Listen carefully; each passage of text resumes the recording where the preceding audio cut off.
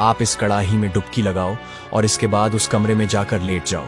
राजा तो पहले से ही अधमरा हो चुका था, इसलिए उसने चुपचाप पहलवान की पत्नी की बात मानते हुए तारकोल भरी कड़ाही में डुबकी लगाई और बगल वाले कमरे में जाकर लेट गया, जिस कमरे में पक्षियों के पंख भरे हुए थे।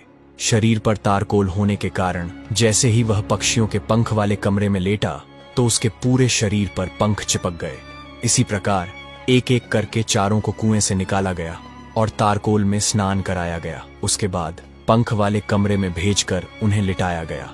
चारों तारकोल में डुबकी लगाने के कारण पहले से ही काले हो गए थे और अब तो उनके शरीर पर पक्षियों के पंख भी चिपक गए थे। अब वे एक अजीब प्राणी की तरह दिखने लगे थे। कुएं में गिरने के कारण वे पहले ही चोटिल हो गए थे और इतने दिनों तक कुएं में बंद रहने की वजह से उनका स्वास्थ्य भी खराब हो गया था, जिस कारण वे कोई प्रतिरोध करने की स्थिति में नहीं थे। लेकिन मन में सोच रहे थे कि एक बार यहां से छूटकर महल तक पहुंच जाए।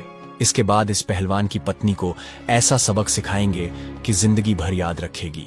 इधर पहलवान की पत्नी ने अपने मायके खबर भेजकर अपने पति को भी वापस बुला लिया। पहलवान जब घर वापस आया तो उसकी पत्नी ने कहा, देखो मैंने 4 हुरबिलाव जानवरों की व्यवस्था कर दी है। चारों हुरबिलाव अंदर कमरे में बैठे हैं। पहलवान ने जाकर देखा कि कमरे में बहुत ही विचित्र प्रकार के 4 जीव बैठे थे। वे देखने में तो इंसानों जैसे लगते थे। उनका शरीर काला था। उन चारों प्राणियों को देखकर पहलवान बहुत प्रसन्न हुआ। पहलवान की पत्नी बोली, आप इन्हें रस्सी से बांधकर राजमहल ले जाइए। वैसे तो ये बड़े सीधे साधे हैं, चुपचाप चले जाएंगे, लेकिन यदि इनमें से कोई भी रास्ते में उत्पात करे तो उसकी पिटाई के लिए एक मोटा डंडा भी साथ ले जाइए।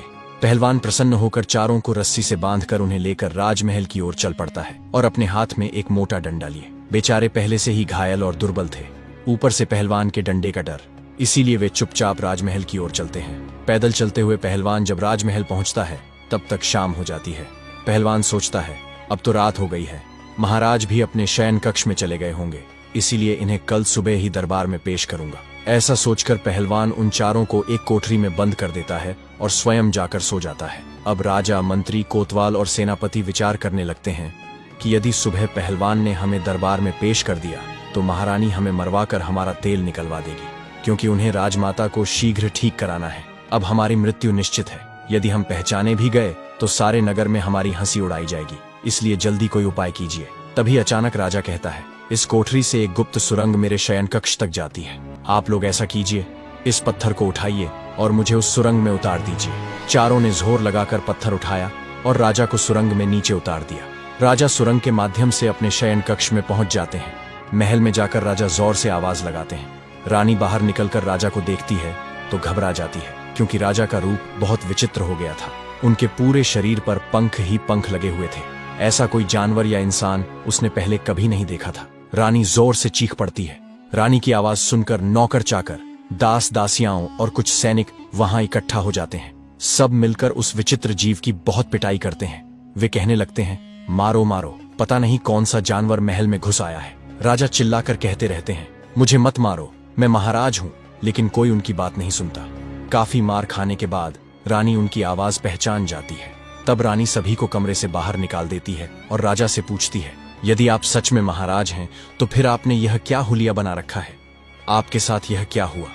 राजा कहते हैं, पहले शांत हो जाओ और मुझे चुपचाप स्नान घर ले चलो और थोड़ा मिट्टी का तेल मंगवाओ, मुझे जल्दी से स्नान करना है।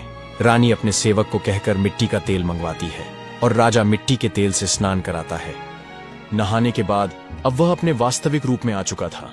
अब राजा रात को आराम से अपने महल में सो जाता है और सुबह शाही कपड़े पहनकर अपने दरबार में जाकर बैठ जाता है। इधर जब सवेरा होता है और पहलवान जागता है तो वह सबसे पहले उस कोठरी में जाता है जिसमें उसने रात को चारों हुरबिलाव को कैद किया था। जैसे ही पहलवान कोठरी के अंदर पहुंचा तो उसने देखा कि 4 हुरबिलाव में से एक हुरबिलाव गायब था।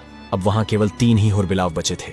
अब तो वह डंडा लेकर उन तीनों को मारने लगा और पूछने लगा, बताओ एक कहाँ गया? तीनों कहने लगे, देखो भाई, हमें मत मारो, हम आपको सब कुछ बता देंगे। पहलवान कहने लगा, जल्दी बताओ, क्योंकि अगर महाराज देखेंगे तो वह हमें फांसी पर चढ़ा देंगे। तीनों कहने लगे, देखो, जब राजा तुमसे यह पूछे कि चौथा कहाँ है तो तुम यह कह देना कि हमें सब पता है। ज्यादा पूछताछ करोगे तो हम तुम्हारी पोल खोल देंगे, तब राजा समझ जाएगा और वह तुमसे कुछ नहीं कहेगा। यह सुनकर पहलवान प्रसन्न होकर उन तीनों को लेकर राजा के दरबार में उपस्थित होता है। संपूर्ण दरबार उन्हें देखकर अचंभित हो जाता है। सभी दरबारी उन्हें देखकर हंसने लगते हैं और सोचते हैं कि यह तो बड़े ही विचित्र जानवर हैं। ऐसे जानवर तो हमने पहले कभी नहीं देखे। पहलवान ने राजा को वह तीनों हूर बिलाव सौंप दिए। उन्हें देखकर राजा कहने लगा, अरे पहलवान, मैंने तो तुमसे 4 मंगवाए थे, ये तो केवल 3 ही हैं। एक कहाँ है? मैं अभी तुम्हें फांसी पर चढ़ा दूंगा। पहलवान कहने लगा, महाराज, ज्यादा बोलोगे तो मैं आपकी सारी पोल खोल दूंगा और सबको सच बता दूंगा। पहलवान की यह बात सुनकर राजा सोचने लगता है कि शायद इसको सब पता चल गया है। अगर इसने मेरी पोल खोल दी तो मैं कहीं मुंह दिखाने के लायक नहीं रहूंगा। राजा ने चुपचाप उन तीनों को ले लिया और कहा, जल्दी जल्दी स्नान करके साफ सुथरे होकर वापस आ जाओ। वे तीनों अपने अपने घर गए और मिट्टी के तेल से स्नान करके साफ हुए। उसके बाद राजसी वस्त्र पहनकर अपने असली रूप में वापस आए। फिर दरबार की कार्रवाई स्थगित करते हुए चारों आपस में विचार करने लगे, अगर हम पहलवान की पत्नी को पाने की इच्छा न करते तो शायद हमारे साथ ऐसा नहीं होता। अब यह बात हम किसी को भी नहीं बता सकते। अगर हम लोग पहलवान और उसकी पत्नी से बदला लेने का प्रयास करेंगे तो यह बात महारानी को पता चल सकती है और पूरे नगर में भी फैल सकती है। इसलिए इस रहस्य को गुप्त ही रखना ठीक रहेगा।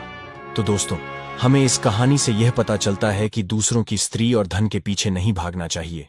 अगर भागोगे तो इसी तरह पछताना पड़ेगा और हमें अपने चारों तरफ के लोगों से सावधान और सतर्क रहना चाहिए है। हमें आशा है कि आपको यह कहानी जरूर पसंद आई होगी। ऐसी और कहानी देखने के लिए हमारे चैनल को सब्सक्राइब करें।